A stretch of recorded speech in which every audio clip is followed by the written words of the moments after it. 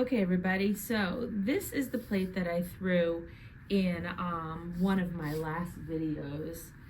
It's designed and thrown to be able to have a foot. So, you know, some people may call this a shallow bowl or a footed plate. As I've mentioned before, I consider the flat plate that sort of curls up, I call it the farmhouse plate, my own technical name for things. And it's really just a slab of clay that sort of flips up, so it's a very shallow bowl. This, on the other hand, involves a lot of waste, but it's a bit more skill. As you can see, I have a little bit of an extra clay little patty right here that hopefully won't cause too much of a problem. The foot of my pot is probably about 1 inch thick, because we always have to remember that you need to leave room for the actual plate plus the 1/4 inch foot.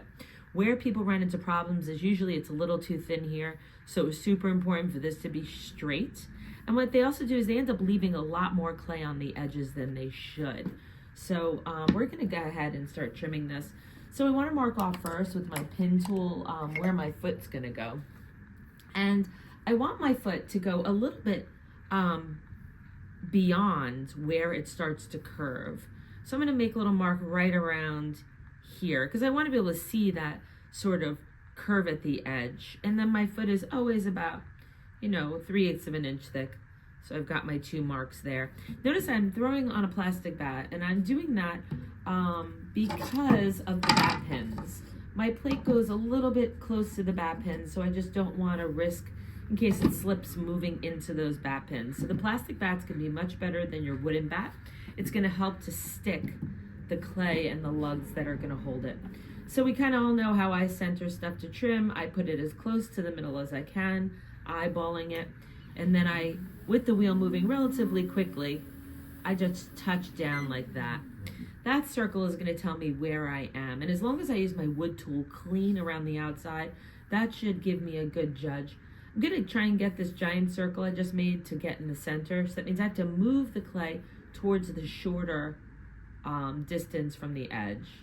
It's a little harder to see, I guess, in video. And then I'm gonna go ahead and draw another circle. Sometimes I'll draw one in the middle, but I never draw one where the foot is gonna be. Then I can even turn that around and sort of measure it like that. A little farther away. And I do that. You really do want to get it as close as possible. And then we're stuck, and then we're gonna take our, what we call trimming clay here at Mud Clay Studio. We always leave a bucket with some extra crappy clay for people to use so that they can attach their pots to the wheel.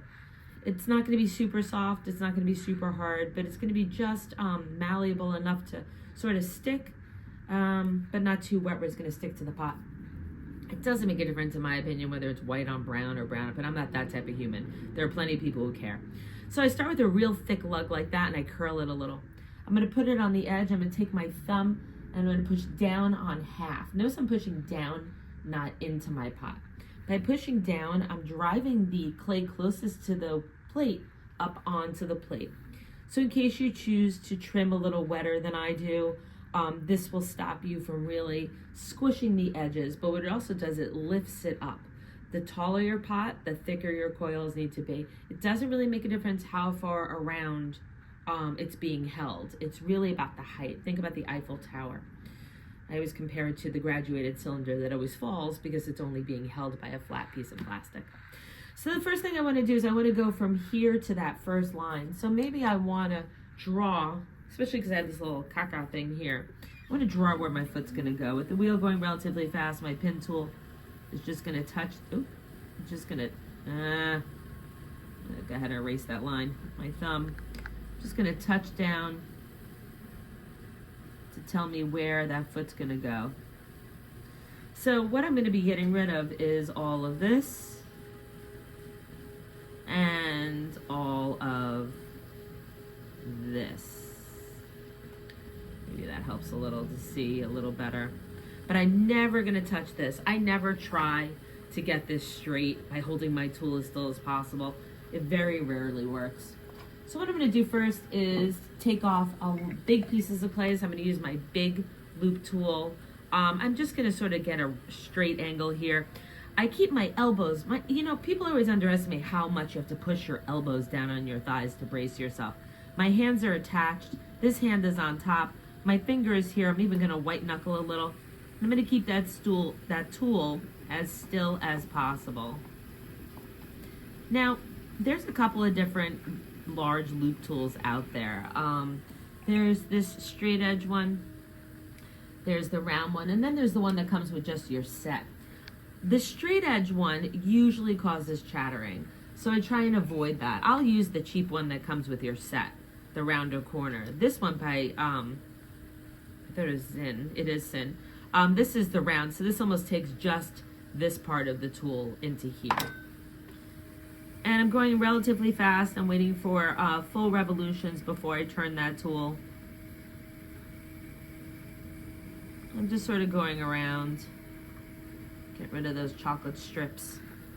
And now I want to create the foot. I want to start with the foot. So I'm going to use either the tool that comes in your basic set that has the square edge and then the round edge. This is also a Sim tool. Sim. I always said gem, but it's Sim. And I'm going to use this to go straight down. And this time I hold it like a pencil. And I've got my index finger right at the edge. I'm going to lean this tool up against my finger. And with the wheel going fast, I'm just going to go ahead and go straight down. The biggest mistake you can make when you are trimming is go too slow. If you go too slow, you're never going to see the full revolution. I always compare it to a jackhammer. A jackhammer that's going down into the ground is going to go really fast so that it goes straight. But when a jackhammer goes slower, it tends to bounce. So you just want to sort of go ahead and commit. And I kind of like that size foot. I don't really know how much it is. I'm going to get it a little deeper.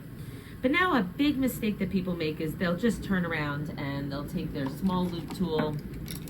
So here's your basic one that comes with your, and they'll just round this out and call it a plate. But the truth is now you're leaving this little triangle of thick clay, and I know that's not what's going on the inside. So we want to make sure that we're really getting rid of that extra clay. I did have a Zinn version of that tool. Now I don't see it. So I'm going to go ahead and use just the Kemper. So again, my hands are attached. I'm holding this like a pencil, pretty close to the edge. So this is detailed work. So when you're writing with a pencil or a pen, you tend to hold closer to the edge, a little less strength, a little more flexibility. And I'm going to go ahead and just sort of get rid of little tiny chocolate shavings.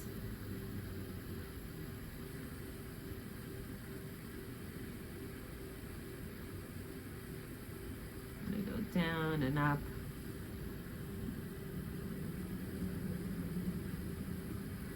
My plates are usually the same shape, so I don't really have to try and remember what's going on the inside. I kind of know.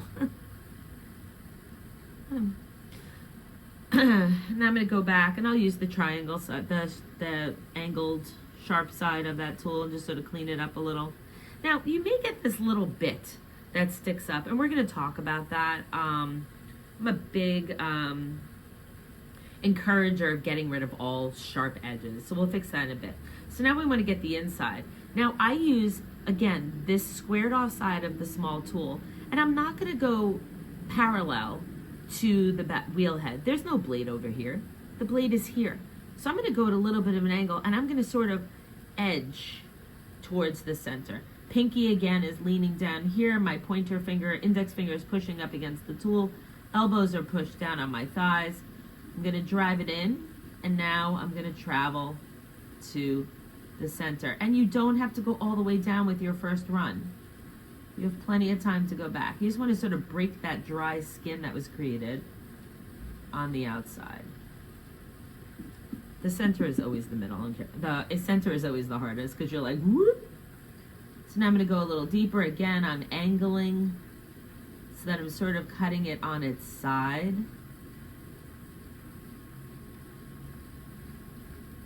Taking my time. When you get to the center, your hand's going to go a little faster because it's less time to go around. Here it takes a little while. Here it's like zoop, zoop, zoop.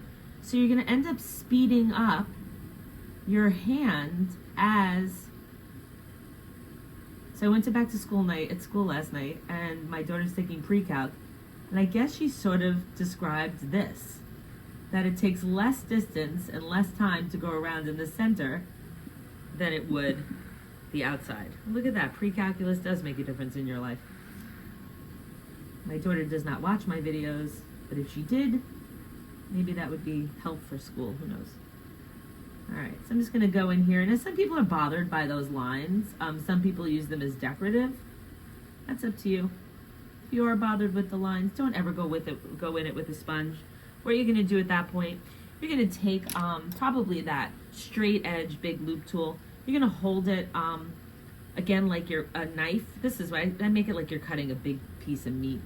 And then you can go ahead and go straight across, just to sort of smooth that out. If you want to go from the inside out, you can do that too. I personally like the lines, but to each is their own. Okay, so super important aesthetic tip here.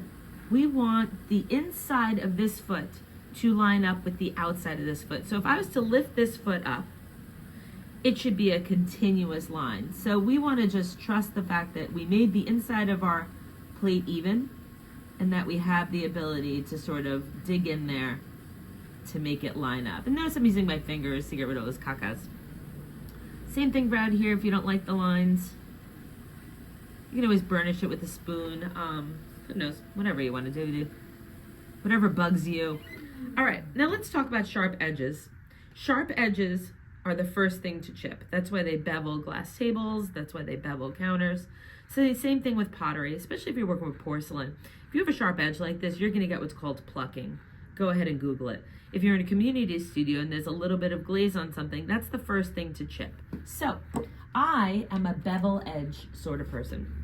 I will just gently put a little bit of a bevel on my edge and then with my fingers smooth it out.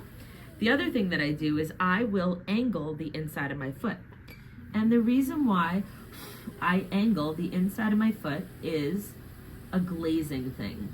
So if you're using brush on wax and you need to wax your foot, let's say you want glaze on the inside. As long as this is low enough or high enough, if it's flipped the other way, you can glaze this part. It is a lot easier, in my opinion, to get a paintbrush to do this angle and go straight than a paintbrush to try and get it in those edges. And I think that if you have a right angle on the inside of your foot, you're always gonna get a little wax in here. So I find it much easier to have a slightly beveled edge on the inside of my foot. This is pretty much for any of my pots, to be honest with you, because it's gonna be easier for me to either put wax or maybe to put glaze. Who knows, if you have that super stable glaze and you have the ability to glaze a little bit inside. And then I'll just take my finger. I am never, ever gonna do this. I'm never gonna get it even if I do that. And as long as you wire your pot straight, you really shouldn't have to. Maybe you wanna do a little bit of see, the smooth bottom makes me crazy. So I'll go ahead and do a little bit of this, maybe on purpose, just to kind of give it that sort of decorative design. So now I'll do the tap. I'll make sure that it sort of sounds even. It's a little bit more of a bowl, I guess. I might have had a lot of a pitch on the inside here.